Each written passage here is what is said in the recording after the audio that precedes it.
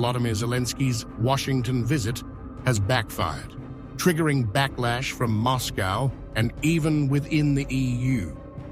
Slovakia's Prime Minister, Robert Fico, a vocal opponent of aid to Kyiv, rejected further Slovak involvement, calling for an immediate ceasefire and slamming the EU's peace through force strategy.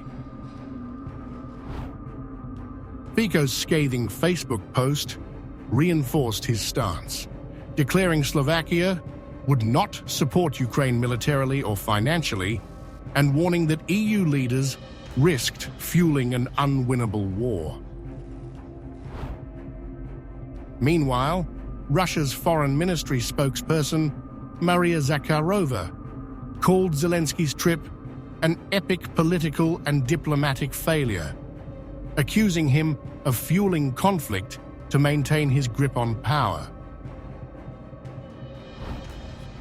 Fico's remarks challenged the EU's stance, warning that the upcoming summit could collapse if dissenting voices were ignored.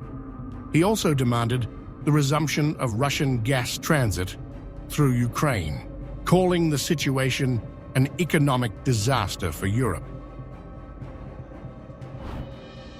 His video statement on Facebook went even further, lambasting pro-war European nations for ignoring military realities.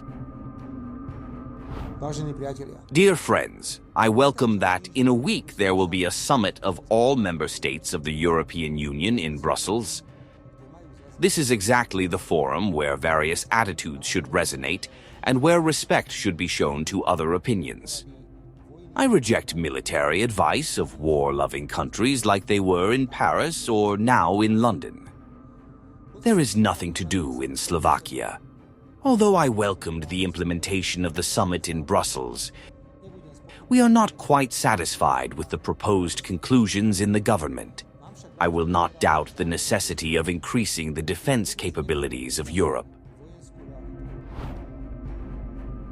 He alleged that the EU's strategy was designed to keep the war going, ensuring Ukraine remained locked in conflict rather than negotiating from a position of strength.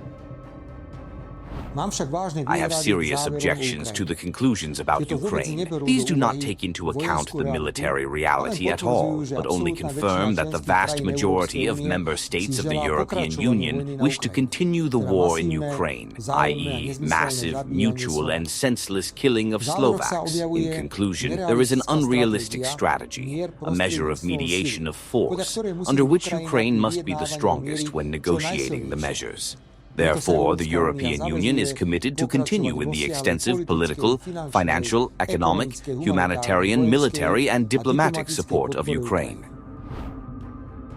Adding to Zelensky's troubles, Zakharova escalated attacks, branding him a neo-Nazi leader and accusing him of rejecting peace to secure Western aid. She claimed he had destroyed opposition, built a totalitarian state, and was ruthlessly sacrificing Ukrainians to hold on to power. With his outrageously rude behavior during his stay in Washington, Zelensky reaffirmed his status of the most dangerous threat to the international community as an irresponsible figure that can stir up a big war. It must be clear to everyone that this kind of attacks coming from a terrorist leader are quite unambiguous. This cynical individual will stoop to anything in pursuit of his goals and is obsessed with preserving the power he has usurped. Perhaps most damning was her assertion that even the US administration had delivered a humiliating rebuke to Zelensky behind closed doors. She claimed that European leaders, by continuing to back him, exposed their own political weakness and extreme moral degradation. The pressure on Zelensky is mounting, and the message from both foes and supposed allies is unmistakable. His diplomatic maneuvering is failing, and cracks within the EU are widening.